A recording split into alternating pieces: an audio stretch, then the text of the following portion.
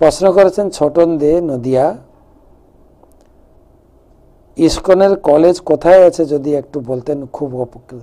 কোন কলেজের কথা বলছেন? মায়াপুরে 5খানা কলেজ আছে। মায়াপুরেই একটা হচ্ছে ক্যামব্রিজ বোর্ড ইন্টারন্যাশনাল সিলেবাস, একটা হচ্ছে সিবিএসই বোর্ড, একটা হচ্ছে মায়াপুর একাডেমি যেখানে কেবল কেবল ভগবানের পূজা অর্চনা শেখানো হয়, ড্রেসিং শেখানো হয়, কুকিং যোগ্য। একটা আছে মায়াপুর ইনস্টিটিউট যেখানে গীতা ভাগবতমের উপরে বিভিন্ন কোর্স, একদম সিস্টেমেটিক কোর্স শেখানো হয়। আর একটা হচ্ছে ভক্তিবেদান্ত একাডেমি, ভক্তিবেদান্ত গীতা একাডেমি যেখানে গীতার উপরে এবং কেবল গীতা ভাগবতের উপরে চর্চা। আর একটা নতুন শুরু হয়েছে ভক্তিবেদান্ত মিউজিক কলেজ, মিউজিক শেখানো হয়। আপনি কোনটা জানতে চাইছেন?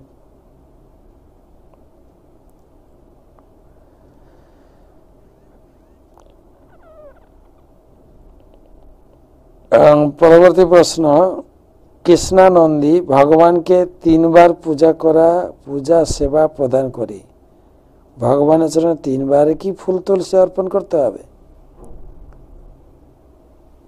পূজা সেবা প্রদান করি মানে আমি বুঝলাম না। যেরকম আমাদের মন্দিরে সকালে মঙ্গল আরতি হয়, ভগবানকে জাগরণ করে ফুল তুলসী চরণ অর্পণ করে ভোগ নিবেদন করে আরতি হয়। তারপরে সকাল 7টায় শৃঙ্গার আরতি, ভগবানকে সাজানো, চরণে তুলসীর মালায় সাজিয়ে দেওয়া হয়। তারপরে সারাদিন ভোগ লাগানো হয়, আরতি করে চরণে পুষ্প অর্পণ করে, আর কিছু না।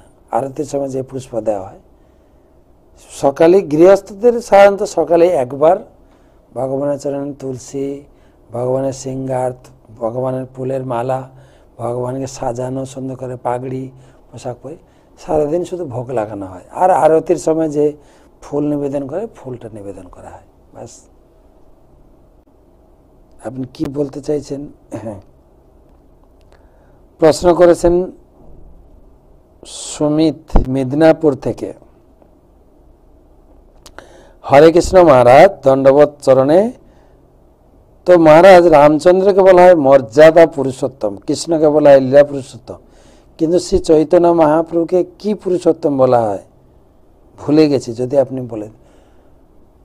মর্যাদা পুরুষোত্তম, লীলা পুরুষোত্তম, ঔদার্য পুরুষোত্তম, ঔদার্য। আবার কখনো কখনো বলা হয় প্রেম পুরুষোত্তম। তিনি উদার, হাত তুলে আছেন দেখবেন, উদার ভাবে দার, ঔদার্য পুরুষোত্তম, বা কোথাও কোথাও বলা হয় প্রেম পুরুষোত্তম।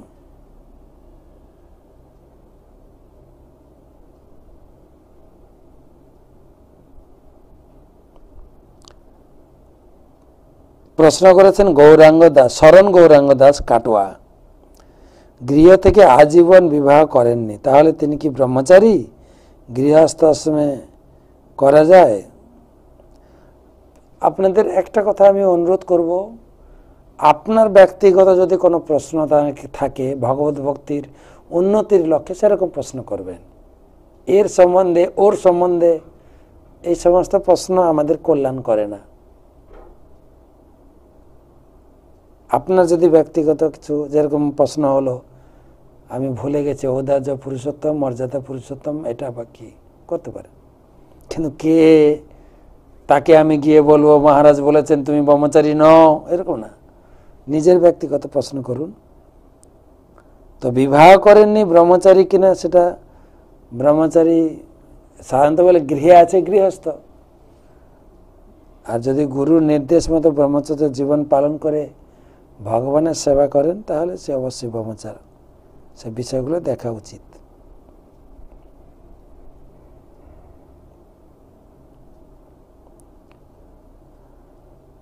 পরবর্তী প্রশ্ন, সুরভি গোপিকা দেবী দাসী, বরিশাল।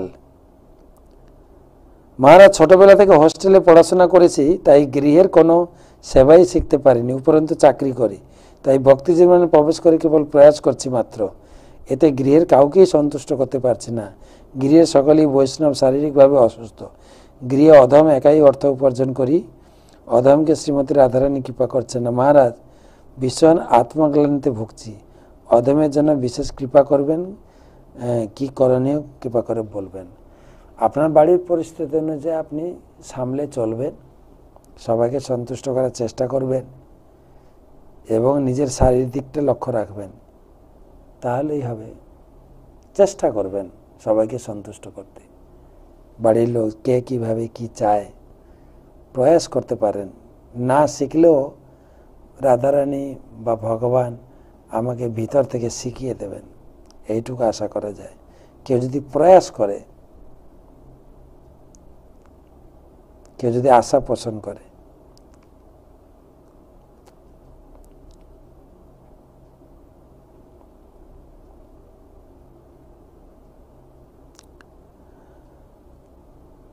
প্রশ্ন করেছেন অসীমা সেন। মহারাজ আপনার শতকোটি প্রণাম।